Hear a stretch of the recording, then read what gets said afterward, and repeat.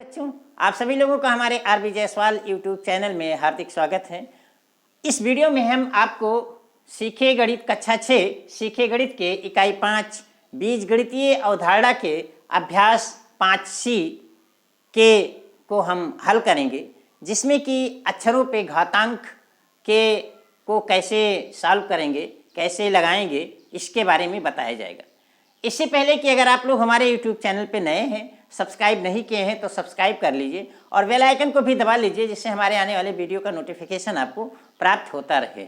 और यदि आपको हमसे कुछ क्वेरीज है, कुछ प्रश्न पूछना है तो कमेंट बॉक्स में जाके कमेंट कर सकते हैं। तो आइए अब हम आपको चलते हैं अभ्यास 5C पे, जिसमें कि अक्षरों पे घातांक के बारे में बताया जाएगा। इससे पहले कि आप संख्याओं पे, अंकों पे घात के रूप घातांक को पढ़ चुके हैं, जान चुके हैं, ठीक उसी प्रकार से यहाँ अक्षरों पे घात कैसे लगाया जाए इसके बारे में बताया जाएगा। देखिए, इसमें हम सवाल नंबर, सीधे आपको सवाल पे ले चलते हैं और सवाल को पढ़ते हुए, सवाल को हल करते हुए इसके बेसिक कॉन्सेप्ट को हम बताते चलते हैं। चलिए देखिए, ये सवाल नंबर 1 दिया गया है। सवाल नंबर 1 दिया गया है। देखिए प्रश्न नंबर 1 कि निम्नलिखित को घातांकीय रूप में लिखिए। इस सवाल को घातांकीय रूप में लिखना है। इसमें पहला पार्ट दिया गया है। देखिए सी गुणे सी गुणे सी मतलब 5 बार। इसका गुणा कितनी बार है? 5 बार है। दूसरा सवाल दिया गया है 5 गुणे ए गुणे बी गुणे बी। तीसरा सवाल दिया गया है 7 गुणे 7। और इसका चौथा पार्ट दिया गया है टी गुणे वाई। तो इसी को आपको घातांकीय रूप में लिखना है। तो आइए एक एक सवाल को हम हल करते हैं। देखिए पहला पार्ट हम यहाँ देखिए लिखते हैं हल। पहला पार्ट देखिए, सी का सी गुणे सी और डाट करके ये 5 बार लिखा है। इसका मतलब कि सी का गुणा 5 बार हुआ है। सी का गुणा कितनी बार हुआ है? 5 बार हुआ है। और आप जानते हैं अंकों में क्या किया जाता था, किसी संख्या का जितनी बार गुणा होता था उस पर हम उतनी घात लगा देते हैं। जैसे उदाहरण के तौर पर अगर 5 का गुणा 5 बार है तो 5 गुणे 5 मतलब 5 के ऊपर छोटा सा घात 5 लगा देते थे, ऊपर 5 लिख देते थे। इसका मतलब कि 5 का गुणा 5 बार। ठीक उसी प्रकार से यहाँ भी करना है कि जब सी का 5 बार गुणा है तो सी के ऊपर हम 5 लिख देंगे और ये सी पर घात 5 पढ़ा जाएगा। सी पर घात 5 पढ़ा जाएगा। और इसमें यह हो जाएगा आधार आपका 2 चीज मिलती है, जिसमें एक घात जो ऊपर लगी है ये छोटी गिनती होती है और जो जिस पे घात लगी होती है वो बड़ी गिनती होती है। और जो बड़ी गिनती ये होती है मतलब लिखावट उसकी बड़ी होती है। बड़ी गिनती मतलब ये है कि उसका लिखा बड़ा जाता है और जो ऊपर ये घात लगाया जाता है वो थोड़ा सा छोटा लिखा जाता है। और ये इसको हम घात पढ़ते हैं, लेकिन इसको हम आधार कहते हैं। यानी ये तो है सी पर घात 5, पढ़ेंगे सी पर घात 5, लेकिन आधार इसका सी है और घात कितना है? 5। आधार सी पे घात 5। तो अब हमारे ख्याल से ये बेसिक कॉन्सेप्ट आपको क्लियर हो चुका होगा कि चाहे हम यहाँ गिनतियों को लेते थे तो गिनती होती थी तो उतनी बार उस संख्याओं को हम गुणा कर लेते थे और इकट्ठा लिख देते थे, लेकिन चूंकि यहाँ ऐसी तो है नहीं, इसलिए हमें इसे घात के रूप में ही लिखना पड़ेगा। आगे देखिए, इसका हम दूसरा पार्ट देखते हैं। दूसरा पार्ट देखिए, ये दिया गया है कि 5 गुणे ए गुणे बी गुणे बी। अब देखिए यहाँ देखिए दूसरा पार्ट 5 गुणे ए गुणे बी गुणे बी। अब आप देख रहे हैं कि 5 का 1 बार गुणा है, हमने लिख लिया।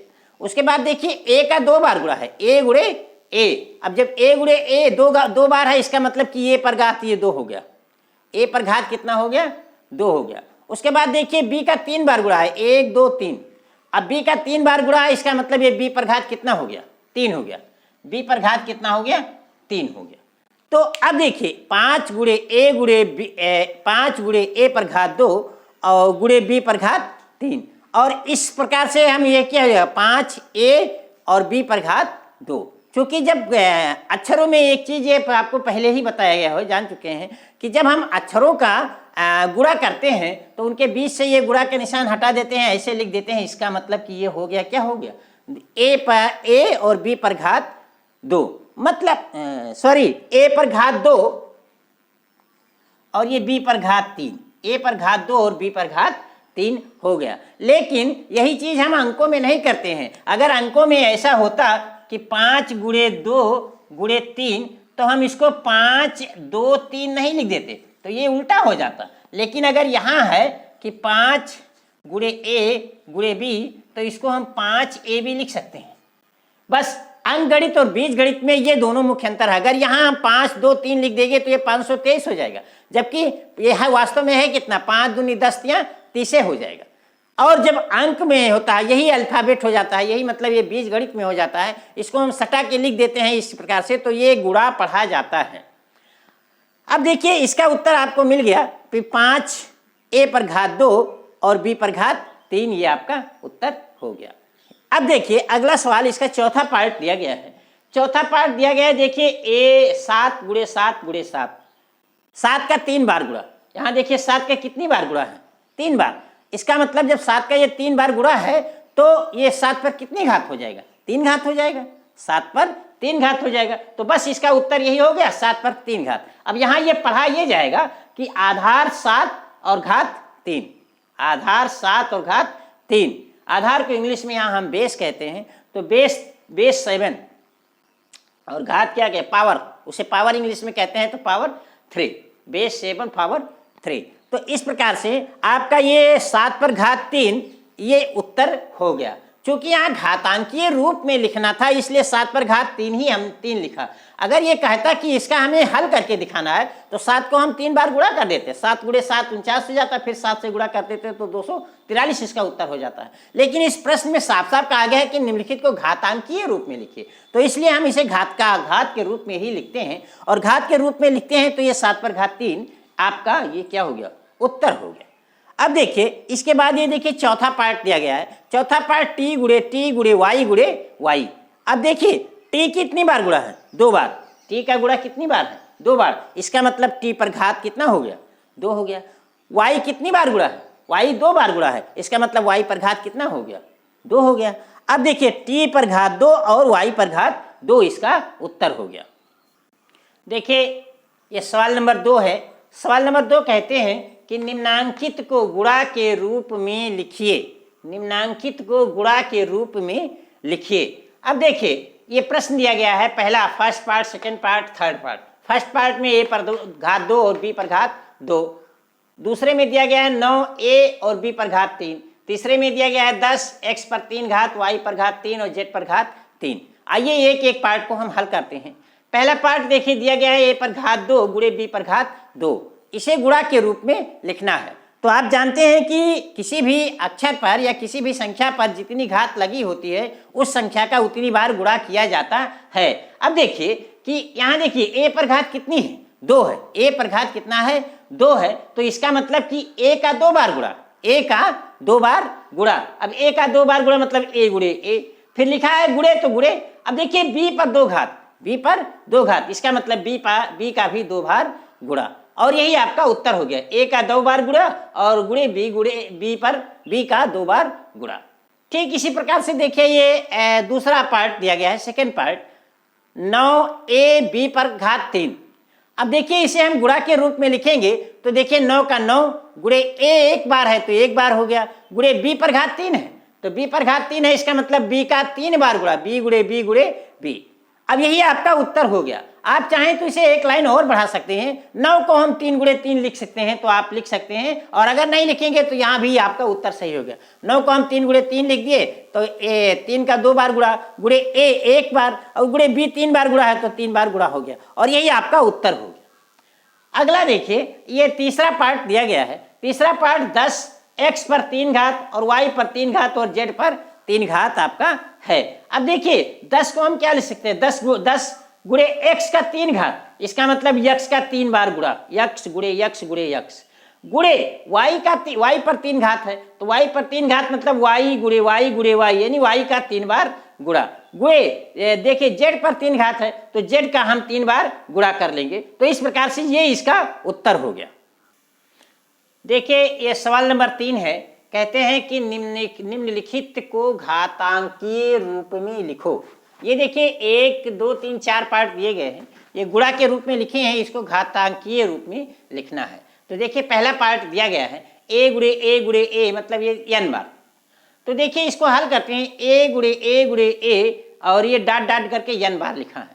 अब देखिए n बार, अभी तक इसके पहले में जो पढ़ा था कि c गुणे c डाट डाट करके 5 बार, इसका मतलब कि वो उसका गुणा 5 बार गुणा था और 5 बार गुणा था तो सी पर घात 5 लगा दिया। यहाँ देखिए 5 की जगह n बार हो गया, तो n बार हो गया तो ये पर घात हम n लगा देंगे और यही उत्तर आपका हो गया।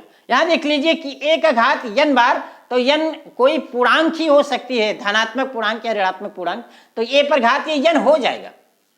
ठीक इसी प्रकार से ये देखिए b दिया गया है, दूसरा पार्ट दिया गया है, दूसरा पार्ट दिया गया है b गुणे b गुणे b और ये भी डाट डाट करके n बार लिखा गया है। इसका मतलब कि b का n बार गुणा, तो b का n बार गुणा मतलब b पर घात n, इसका उत्तर हो गया।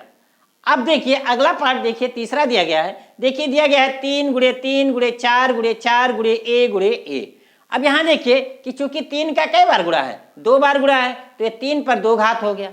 यहाँ देखिए फिर 4 का 2 बार गुणा, 4 का 2 बार गुणा तो 4 पर 2 घात हो गया, और फिर a का 2 बार गुणा है तो a पर 2 घात हो गया और इसका उत्तर हो गया। क्योंकि इस प्रश्न में कहा गया है कि घातांकीय रूप में लिखना है, इसको हम इसी तरीके से लिखेंगे। अगर इसका हल पूछता कि हल क्या होगा तो इसको हम गुणा करके भी लिख सकते हैं। 3 में 3 के गुणा कर लेते 9 हो जाता, 4 में 4 के गुणा लेते 16 हो जाए, 16 में 9 से गुणा कर लेते 144 से स्क्वायर आ जाता। लेकिन यहाँ चूंकि कह रहे हैं कि घातांकीय रूप में लिखना है तो हमें घात के रूप में ही लिखना है, हल करके नहीं लिखना है। तो इसका उत्तर 3 पर घात 2 गुणे 4 पर घात 2 गुणे a पर घात 2 हो गया, इसका उत्तर हो गया। और देखिए अंतिम चौथा पार्ट दिया गया है a गुणे s गुणे t गुणे t।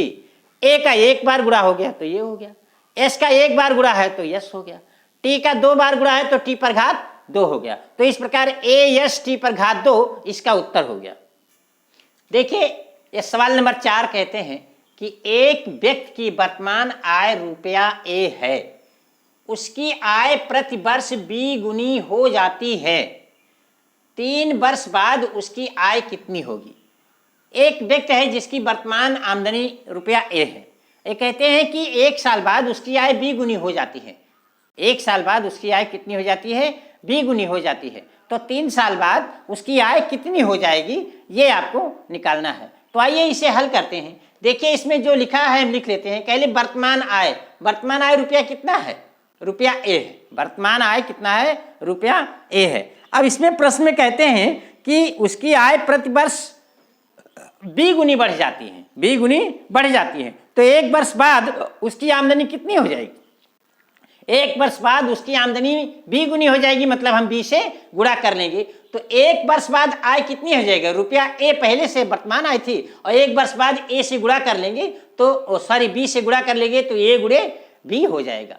इसी प्रकार से जब 1 वर्ष बाद a गुणे b हो जाएगा, फिर अगले साल भी b गुनी बढ़ जाएगी, तो 2 वर्ष बाद आमदनी कितनी हो जाएगी, a गुणे b तो थी आमदनी और b गुनी हो जाएगी तो b से हम गुणा कर लेंगे, मतलब a गुणे b, और 3 वर्ष बाद आमदनी कितनी हो जाएगी। अब 2 वर्ष बाद तो इतनी है, ये है a गुणे b है ये है, तो 3 वर्ष बाद तो चूंकि b गुनी बढ़ जाती है तो 1 b से और गुणा हो जाएगा, इसका मतलब a गुणे b b। अब इसे हल करते हैं। अब देखिए a का 1 बार गुणा है तो हमने 1 लिख दिया, 1 बार a लिख दिया, और देखिए b का कितनी बार गुणा है, 3 बार गुणा है, इसका मतलब कि b पर 3 घात हो जाएगा। इसका मतलब 3 वर्ष बाद उस व्यक्ति की जो आमदनी होगी a b पर 3 घात, रुपया a b पर 3 घात, और यही आपका उत्तर हो गया। इसी के साथ आपका ये अभ्यास 5C समाप्त होता है। और इससे पहले कि अगर आप लोगों को कोई बात समझ ना पाती हो, समझ में ना आई हो, कोई प्रश्न पूछना है तो आप कमेंट बॉक्स में जाके कमेंट कर सकते हैं, हम उसका जवाब देंगे। और अगले वीडियो में अब इसी के साथ हम आपके साथ अगले वीडियो में अगले अभ्यास के साथ मिलेंगे। तब तक के लिए धन्यवाद।